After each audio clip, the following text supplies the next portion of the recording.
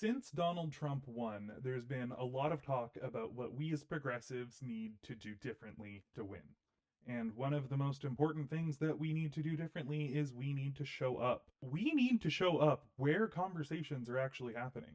And we need a broader progressive media ecosystem to be able to do that. Progressives have an institution bias. We tend to value long-standing institutions, especially when it comes to news. They have these traditional standards and legitimacy and norms of these institutions. We give them credibility because of that. We hold them in such high regard. There's preference for these institutional influences as progressives over new media and podcasts, and it's resulted in progressives just being less represented in the modern media and in where people are actually going for these conversations. And progressivism needs to embrace these platforms. We don't have another option. We have to be where conversations are taking place. In practice, progressives need to actively participate and be visible in these places.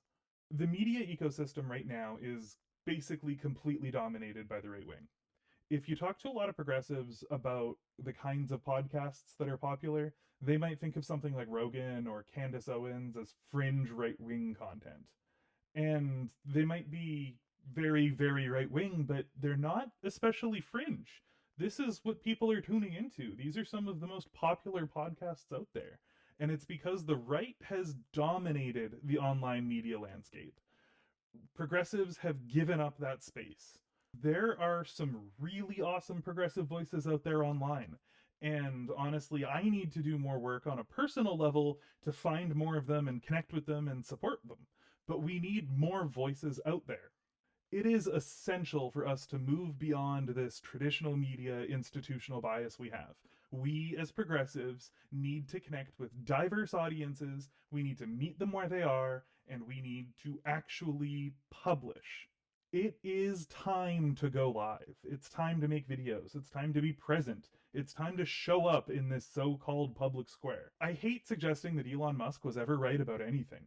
But one of the things that he was right about before buying Twitter is that it was the de facto public square. And even before Elon bought it and turned it into the hellscape that it is today, which in my opinion is beyond saving, we, as progressives, were pulling back from it. We were letting the right wing dominate that space and take it over socially and culturally. We abdicated our space. We abdicated our voices. And we shouldn't. For the record, I don't think X is worth participating in, but online media absolutely is. We need to. It's vital. And I'll just say that Blue Sky is pretty great. It's sort of becoming like Twitter used to be. Progressive politicians are obsessed with this institutional bias. It's in every decision that they make.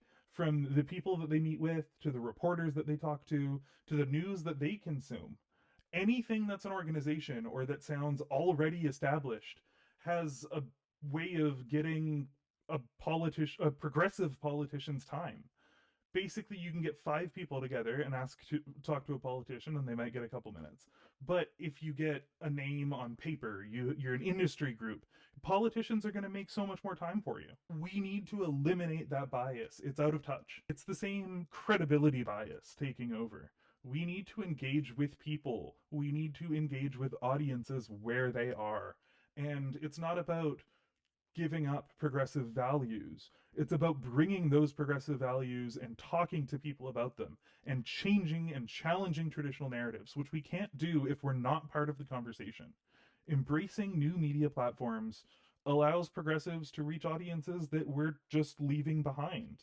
We need to be connecting with people from different experiences and different perspectives and connect to them in real, meaningful ways. Progressives have got so fixated on the metrics, on the numbers of campaigns, on looking at the data, looking at the analytics. And that's important, and some targeting needs to happen, and using that as feedback to refine your message is great. It's what we should be doing.